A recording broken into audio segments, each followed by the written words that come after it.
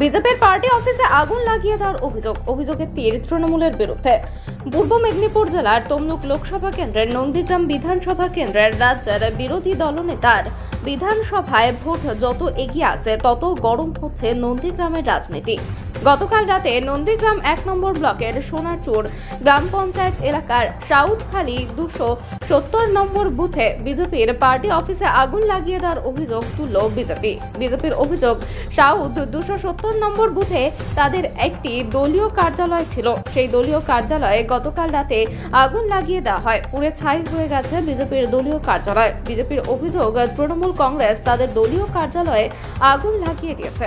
দেখুন, নন্দীগ্রাম মণ্ডল ৩-এ ভারতীয় জনতা পার্টি এই বিগত পঞ্চায়েত নির্বাচনে সোনাচূড়া অঞ্চল থেকে আমরা জয়লাভ করেছি। আমাদের প্রধান, উপপ্রধান, স্বাস্থ্য কর্মাধ্যক্ষ, আমাদের প্রাণী কর্মাধ্যক্ষ, আমাদের সমস্ত কর্মাধ্যক্ষ থাকা সত্ত্বেও তৃণমূল কংগ্রেস রাতের অন্ধকারে, আমাদের একজন কর্মী বললেন, গত রাতে ১২টা-১টার সময় পতাকা লাগাচ্ছে লুকিয়ে লুকিয়ে।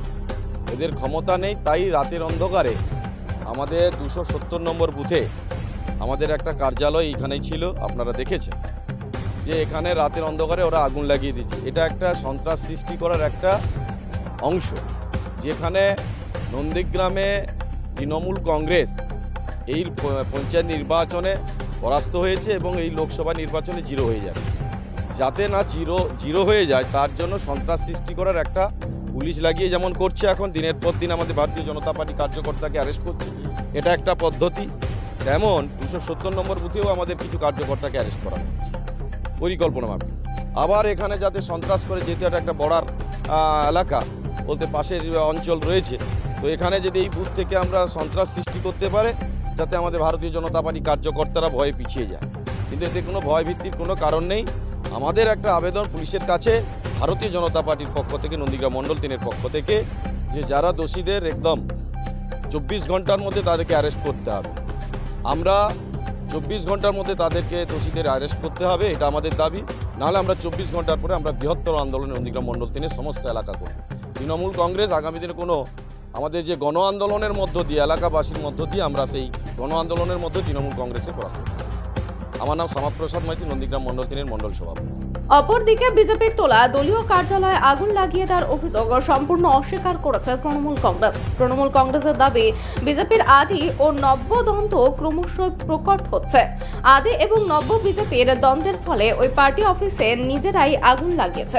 নন্দীগ্রাম ১ নম্বর ব্লকের সোনাচূড়া অঞ্চলে সাউথখালী গ্রামে ২৭০ নম্বর বুথে যে বিজেপি পার্টি অফিস পোড়ানো হয়েছে, আপনারা জানেন সোনাচূড়া অঞ্চল বিজেপির ক্ষমতায় রয়েছে এবং ২৭০ নম্বর বুথে তৃণমূল কংগ্রেসের কোনো পঞ্চায়েত মেম্বার ওখানে নেই, বিজেপি পঞ্চায়েত মেম্বার রয়েছে। আপনারা গিয়ে দেখে আসুন, তৃণমূল কংগ্রেসের কোনো ফ্ল্যাগ বা ফেস্টুনও টাঙানো নেই। তারা অভিযোগ করছে তৃণমূলের। কিছুদিন আগে ওই ২৭০ নম্বর বুথে আমাদের এক কর্মী তৃণমূল কংগ্রেস করার অপরাধে মারধর করে হসপিটালে ৩ দিন ভর্তি ছিলেন। তাও আপনারা দেখেছেন যে নন্দীগ্রাম ২ নম্বর ব্লকের বিরুলিয়াতে তৃণমূলের পার্টি অফিসে বিজেপি গিয়ে তালা ঝোলাচ্ছে।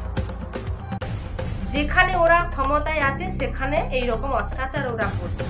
ওরা লজ্জায় বলতে পারছে না, ওদের যে আদি নব মিলে ওদের যে গোষ্ঠী দ্বন্দ্বের ফলে যে এই পার্টি অফিস পুড়িয়েছে, ওরা লজ্জায় বলতে পারছে না যে নিজেদের বাড়ি নিজেদের ভাইয়েরাই পোড়াচ্ছে।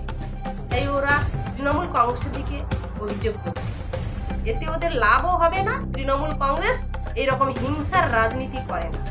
জয়ন্তী মণ্ডল, নন্দীগ্রাম ১ নম্বর পঞ্চায়েত সমিতির